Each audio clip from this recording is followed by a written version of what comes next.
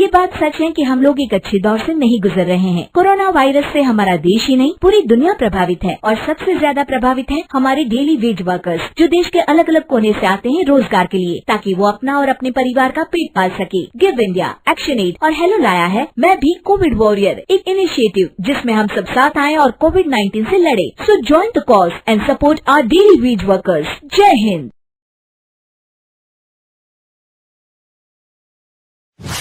रजनी को बचपन से ही पेंटिंग का बहुत शौक था। वो हमेशा से ही पेंटर बनना चाहती थी, पर उसके माँ और पिताजी ने उसको कभी भी इस चीज के लिए सपोर्ट नहीं किया और उसकी शादी नीरव से हो गई। नीरव रजनी को बहुत प्यार करता था, पर रजनी हमेशा चुपचाप ही रहती। वो इस शादी से खुश नहीं थी। वो ये शादी नहीं करना चाहती थी। उसे तो हमेशा से पेंटर जो बनना था। अपने इस सपने को वो नहीं पूरा कर पाई, इसलिए वो हमेशा उदास रहती थी। रजनी, बहुत ही बढ़िया फिल्म लगी है, कल देखने चले? नहीं जी, कल मुझे बहुत काम है, मैं नहीं जा पाऊंगी। अच्छा तो कोई बात नहीं, संडे को चलते हैं। देखिए, मुझे फिल्म देखना पसंद नहीं है। आपको जाना है तो चले जाइए। नीरव को मना करके रजनी वहां से चली जाती है और अपने बैग को खोलकर उसमें बंद पड़े ब्रश और कलर्स को देखकर रोने लगती है। रजनी, चलो ना कहीं बाहर खाने चलते हैं, कुछ तुम्हारी पसंद का। जी, मुझे नहीं जाना, मेरी तबीयत ठीक नहीं है। रजनी वहां से चली जाती है। नीरव को समझ नहीं आता कि रजनी उससे इतना दूर क्यों रहती है। वो जब भी उसके साथ वक्त बिताना चाहता है, रजनी कोई ना कोई बहाना बना देती है। एक दिन घर पर कोई नहीं था। रजनी घर का सारा काम जल्दी से खत्म कर लेती है। घर पर अकेले होने के कारण वो सोचती है कि वो आज पेंटिंग करेगी। वो अपने कमरे में जाकर पेंट ब्रशेस और कलर्स निकालकर जैसे ही कलर मिक्स कर रही होती है कि दरवाजे पर बेल बज जाती है। अब कौन आ गया इस वक्त? इतनी मुश्किल से तो मुझे पेंट करने का मौका मिला है। रजनी दरवाजा खोलती है तो उसकी सास अपनी सहेलियों के साथ खड़ी होती है और सब घर के अंदर आ जाते हैं। अरे बहू, सबको शरबत बनाकर पिला दे, बाहर तो बड़ी गर्मी है। उफ। जी। रजनी पेंट ना कर पाने से उदास हो जाती है। उसे गुस्सा भी आ रहा होता है कि उसने इस शादी के लिए हाँ क्यों कह दी। वो रसोई में जा रही होती है कि उसकी सास उसे रोकती है। बहू, सबके खाने का भी इंतजाम कर लेना, आज का लंच तो ये सब यहीं करेगी। हाँ। रजनी बिना कुछ कहे रसोई में चली जाती है।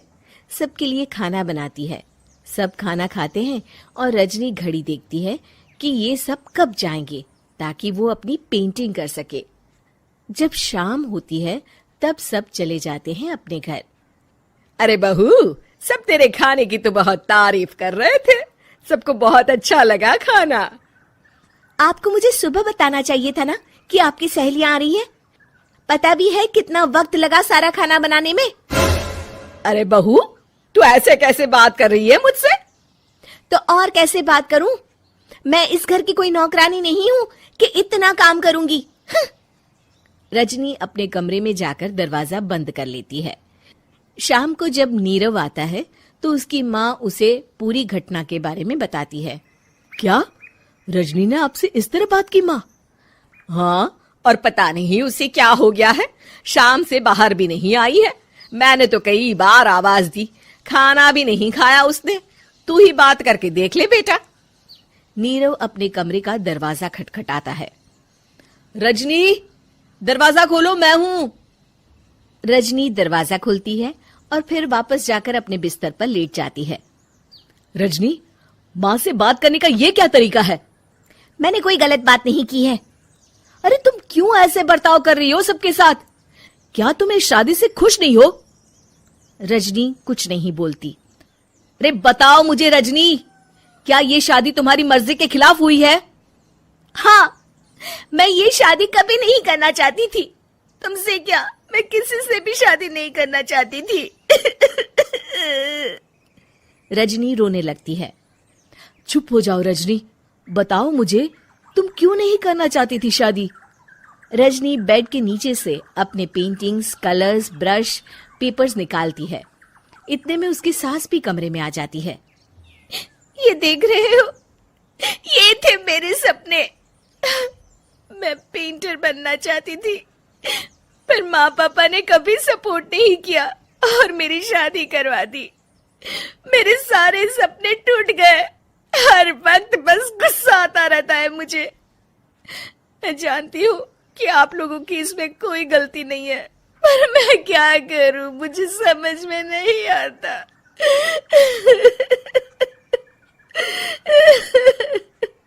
रजनी फूट फूट कर रोने लगती है।